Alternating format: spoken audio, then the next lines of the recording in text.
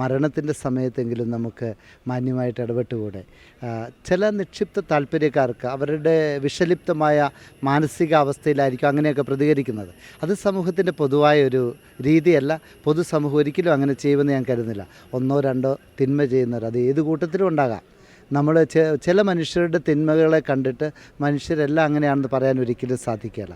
അന്ന് തന്നെ എത്രയോ ആളുകൾ അവിടെ വന്ന് സഹതാപം പ്രകടിപ്പിച്ചു. ഞാൻ ആ സ്ഥലത്ത് പോയ ആളാണ്. അദ്ദേഹത്തിൻ്റെ മൃതശരീരം, ഈ ഷോക്കടിച്ച് മരിച്ച വൈദികൻ്റെ മൃതശരീരം പോസ്റ്റ്മോർട്ടം ചെയ്യാൻ വേണ്ടി ആ രാത്രി മുഴുവൻ ഉറക്കളിച്ച് കാസർഗോഡ് ആശുപത്രിയിൽ നിന്ന ഒരാളാണ്. എൻ്റെ അഭിപ്രായത്തിൽ എല്ലാ മതത്തിൽപ്പെട്ട ആളുകളും അന്ന് അവിടെ വരികയും സഹകരിക്കുകയും വേണ്ട കാര്യങ്ങളൊക്കെ ചെയ്യാൻ സഹകരിച്ചു. ഞാൻ അവിടെ ചെന്നപ്പോഴേ സമീപ പ്രദേശം മുസ്ലിം സഹോദരങ്ങൾ അവിടെ വന്നു, ഹൈന്ദവ സഹോദരങ്ങൾ വന്നു, ക്രിസ്ത്യാനികൾ വന്നു, അവിടുത്തെ രാഷ്ട്രീയ സാമൂഹിക മേഖലയിലുള്ള പ്രമുഖർ വന്നു.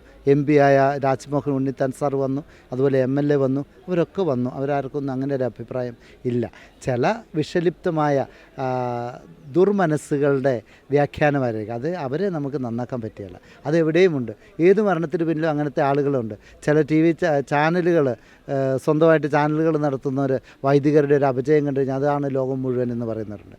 എത്രയോ നന്മ ചെയ്യുന്ന വൈദികരുണ്ട്, എത്രയോ മാതൃകാപരമായി ജീവിക്കുന്ന മനുഷ്യരുണ്ട്. ആ നന്മ കാണാതെ തിന്മ കാണുന്നവർക്ക് അത് എപ്പോഴും അവരുടെ സ്വഭാവത്തിൻ്റെ ഇതാണ്. ക്ഷീരമുള്ളവർ അകിടും ചുവട്ടിലും ചോര തന്നെ കൊതുകിന് കൗതുകം. എനിക്കതേ പറയാനുള്ളൂ.